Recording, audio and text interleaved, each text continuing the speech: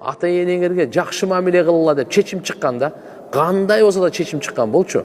Ата-енеңерге эң чырайлуу мамилени ата-энеге кылгыла. Эң чырайлуу сөздү, эң чырайлуу мамилени, эң чырайлуу кызматты ата-енеңерге кылгыла. Ата-энеңерге кылгыла. Эң чырайлуу сабырдуулукту дагы ата-энеңерге кылгыла. Ата-енеңер туурада андай мындай сөздөр болуп калса эчтеке эмес. Сабырдуулук жөнөкөй эмес, эң чырайлуу сабырдуулукту ата-энеңер көрсөткүлө. Эң чырайлуу тамакты, эң чырайлуу кийимди ата-энеңерге арнагыла.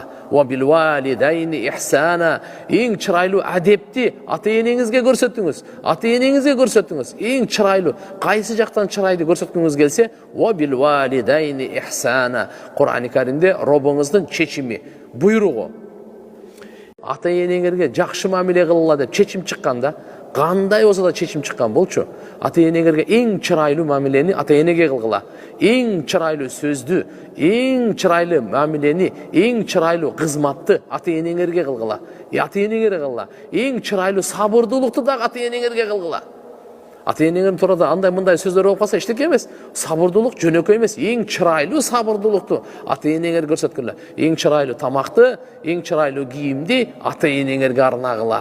Ва бил валидайни ихсана. Эң чырайлуу адепти ата-энеңизге көрсөтүңүз. Ата-энеңизге көрсөтүңүз. Эң чырайлуу кайсы жактан чырайды көрсөткүңүз келсе, ва бил валидайни ихсана. Кур'ан-ы Каримде Робуңуздун чечими, буйругу.